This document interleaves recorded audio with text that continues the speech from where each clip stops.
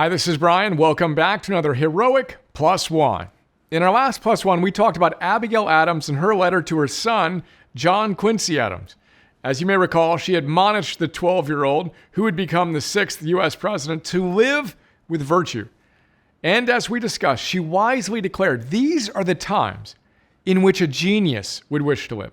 It is not in the still calm of life or the repose of a Pacific station that great characters are formed. The habits of a vigorous mind are formed in contending with difficulties. Great necessities call out great virtues. When a mind is raised, she says, and animated by scenes that engage the heart, then those qualities which would otherwise lay dormant wake into life and form the character of the hero and the statesman. Now, as part of that Plus One, I mentioned the fact that I think she and her family would have been part of our heroic movement, encouraging their kids to cultivate their virtue while doing the same on our heroic app.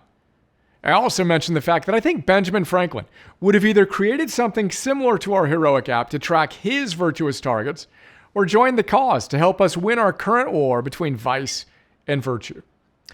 Then I typed Benjamin Franklin into my Mac's search thingy to see if I could find a big idea from a philosopher's note on him and his commitment to virtue. And I hit the jackpot. Not only did I find a big idea featuring Benjamin Franklin and his idiosyncratic awesomeness, I also found a reference to John Adams in the same big idea. Fantastic. The reference was from Alan Cohen's Spirit Means Business. Now, Franklin and Adams showed up in an idea about helping us embrace our inner weirdos. Alan Cohen tells us, and I quote, "Being a misfit is not a defect. It may be your key to success. When I hear that a person is well-adjusted, I ask, well-adjusted to what? Learning how to find your way around a mental institution does not make you sane. Real sanity rests in authenticity. Maybe you're not so weird after all. Maybe your weirdness is your greatest asset. Maybe what you thought was wrong with you is what's right with you. Just because you are out of the mainstream doesn't disqualify you from vast achievement. You are in your own stream. World change agents do not apologize for their eccentricities or try to hide them.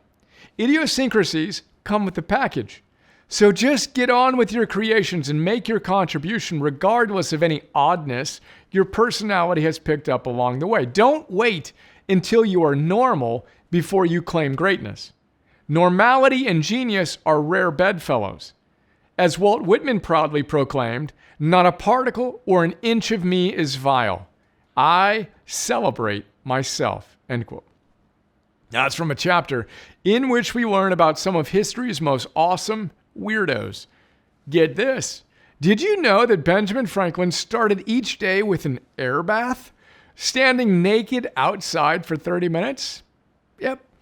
And that fellow American hero John Quincy Adams swam nude in the Potomac River at 5 a.m. every morning, even in freezing weather? Cold plunge for the win? Wim Hof would approve. Then we have Nikola Tesla and Steve Jobs with their whole array of idiosyncratic behaviors and genius inventions. Oh, and let's not forget about Albert Einstein. Did you know that he didn't even speak until he was 3? And as an adult would stop his car, pluck a grasshopper, and eat it? Apparently, yep, that's normal. Then we have you. How's your weirdness? Alan tells us the myth. Being a misfit is a defect you must correct, but the reality is your nonconformity is your pathway to fulfillment. And so much of that passage is so eminently quotable. There's this: learning to find your way around a mental institution does not make you sane. Plus, this is worth a quick repeat, normality and genius are rare bedfellows. Then we have the whole well-adjusted to what conversation, which, as you might be able to guess by this stage, reminds me of Krishnamurti's wisdom that being well-adjusted to a profoundly sick society is no measure of health.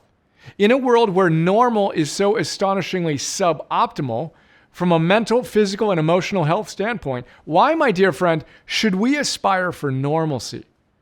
Much better to lean into our weirdness and entertain the possibility that perhaps your weirdness is your greatest asset. Here's to echoing Whitman's proclamation as we celebrate every particle and inch of ourselves, not someday, today. Well, by the way here, Whitman also told us that in the faces of men and women, I see God.